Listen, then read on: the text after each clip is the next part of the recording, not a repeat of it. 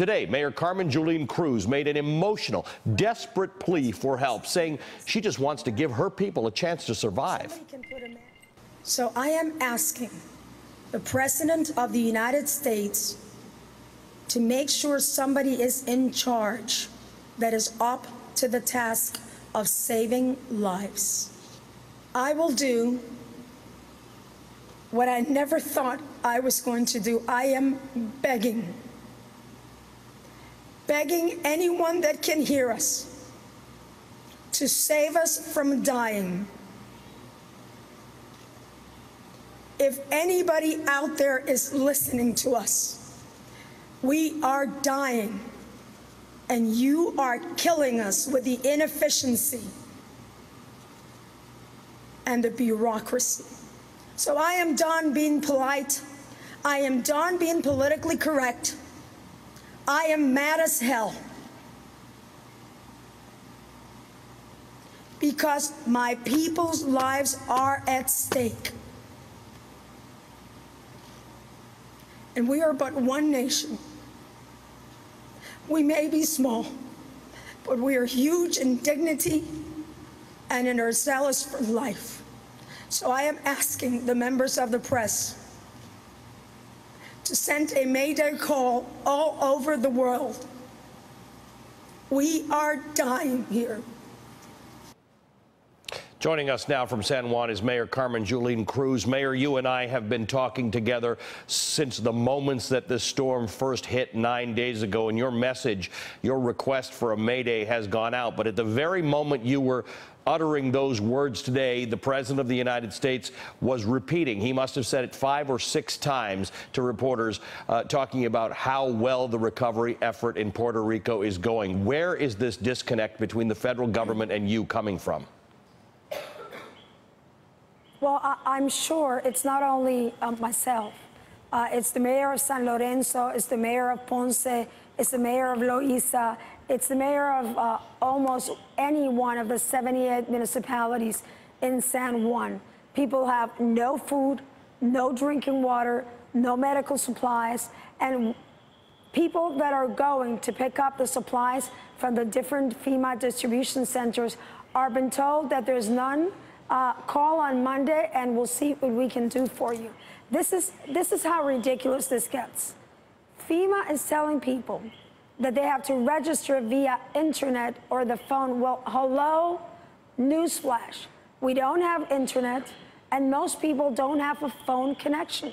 So it is amazing that we continue to use the same standard operating procedures that do not work in a situation like the one that we have. I am sure the President wants to help. Yesterday, I got a call from Chief of Staff himself that asked what we needed, but still things didn't happen as fast as they should have happened. I had to give the rations that I got yesterday from FEMA, 3 or 4 pallets of water, 3 or 4 pallets of food, and 4 pallets of baby supplies to the town of Comerío, because they had not received 1 bottle of water at the time.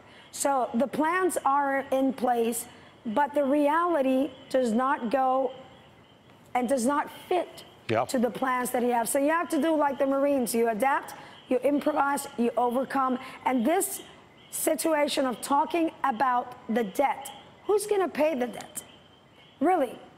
What do you pay the debt with? Well, what did you hear there, the Mayor? Product of the valiant people. What was the implication you heard in the President's comment there where, again, this is not the first time he said it. He tweeted it after the storm. He keeps bringing up the debt. Today he said a decision will have to be made what gets done with Puerto Rico. In other words, the decision hasn't been made as it would have been in Texas, as it would have been in Florida, automatically, that Puerto Rico will be rebuilt. The idea that Puerto Rico has debt is somehow being held over the heads of American citizens in Puerto Rico. And not only that, there are 2 different issues. We are in a life-saving mode here. Talk of anything else, and of course we have to rebuild, and of course we have to reconstruct, and of course we have to rethink what kind of a society we want. We have to have more solar power. We have to handle trash a different way. We have to have our energy lines not to be up in the sky, but perhaps underground. Those are things that we have to think about when people have food on the table, when they're not thirsty, when they're not on the brink of death. So there are two different things.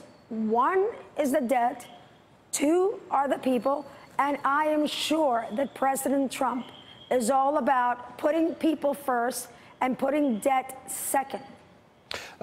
Mayor, you talked about these other municipalities. We've had conversations with people outside of San Juan who say the farther you get from San Juan, the less you have of food, of gasoline, of water, of ice, of medication, and of cell phone possibilities. That is true. One of the mayors yesterday was told by a FEMA employee, if your people are so desperate, put them in a bus, get them to San Juan where there's little coverage, and at least you can register over the phone. What kind of a civil servant says that to people in need? So it is true. General Russell As you go Honore, further and further from the metropolitan area, things go wrong. Sorry to interrupt you. We've got a bit of a delay in the conversation, but General Russell Honore, who got called in when things weren't going well in New Orleans with Katrina, has said that FEMA says they've got 10,000 people on the ground in Puerto Rico. He had 20,000 troops, not federal workers, but actual troops. He had helicopters. He had ships. Today, they have sent the U.S. naval ship Comfort. It has just left. 9 days later, it has left a port in Virginia on its way toward you. It's a hospital ship. It's a big ship. Do you have any explanation? It's there on the screen for our viewers to see it. Do you have any explanation as to why the delay, why that ship, and why these supplies weren't set to sail on the day of the storm? Because you and I talked while you were in that shelter with your fellow citizens, and you knew what was coming. We knew what was coming. We had those forecasts. Why didn't the federal government act? I think it's not why didn't they act, is why didn't they act fast enough? And I am sorry, but it's very difficult to think that the most powerful country in the world has logistics issues. Seriously, logistic issues? I mean, one cannot drop a parachute in an island 100 miles, 35 miles wide, just like they do in a war zone. If you look and you compare the amount of people that were put on the ground with Haiti and the amount of resources I'd say should have been in the humanitarian side of it, and you look at the kind of resources we're getting in Puerto Rico, they're not equal. So bureaucracy is killing us, inefficiency is killing us, and maybe looking the other way is killing us. So my plea, and I will continue to do it until I have no voice left, is for somebody out there, especially the Trump administration, to do what America does best, to take aid to where it's needed, to comfort those that need it, to feed the hungry, and to provide water for the thirsty. It is not complicated. It is not difficult. You just have to want to do it right, and do it now.